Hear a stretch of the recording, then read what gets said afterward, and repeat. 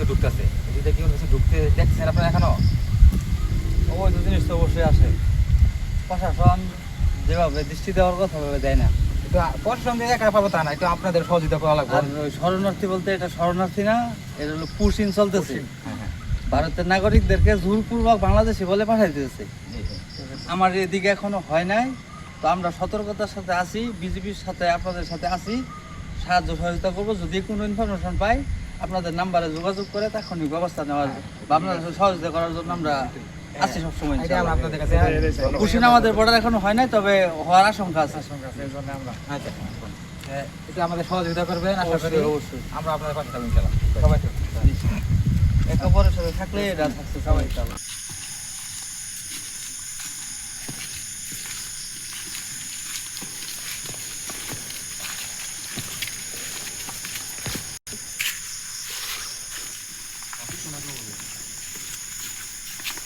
যে পুশিং করতেছে ভারতীয় সেনারা সীমান্তে লোক, মানে ভারতীয় যে লোকগুলো আছে তারা সীমান্ত দিয়ে মানে বাংলাদেশে পাঠাইতেছে, যে মুসলিম জনগণগুলো আছে। আমরা এটা ঠেকাইতে মানে বর্তমান টহলে আছি আমরা বিজেপিদের সাথে। তো আপনারাও যারা এলাকার ময়মুরব্বী আছেন সবাই একটু সতর্ক থাকবেন, যেন ভিতরের লোকগুলো বাংলাদেশে প্রবেশ না করতে পারে, ইন্ডিয়ার লোকগুলো। আর অপরিচিত কেউ যদি থাকে তাহলে অবশ্যই আমাদের অবগত করবেন, কিংবা বিজেপি আছে ওদের সাথে একটু কথা বলবেন।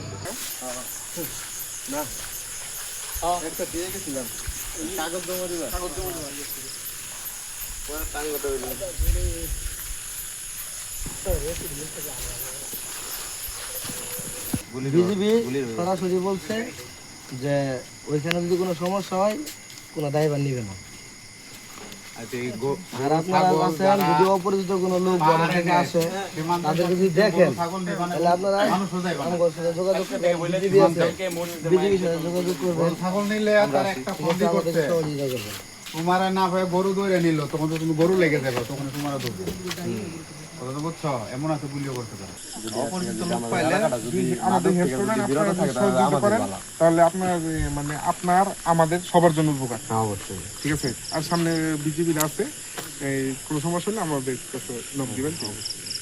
পুশিং করতেছে বাংলাদেশে আমাদের অসুবিধা করার জন্য। আচ্ছা, আমরা এই জন্যই আসছি যেন আমাদের অসুবিধা না হয়, দেশের ক্ষতি যেন না হয়, এই জন্য আমরা এই তো হলে আসছি। হ্যাঁ, তারপরে এই সহযোগিতা সবার করা লাগবে, দেশ আমাদের একার না, দেশ কিন্তু সবার, সবারই দায়িত্ব থাকা দরকার। এই দেশ বাঁচানোর জন্য সবারই এগিয়ে আসতে হবে।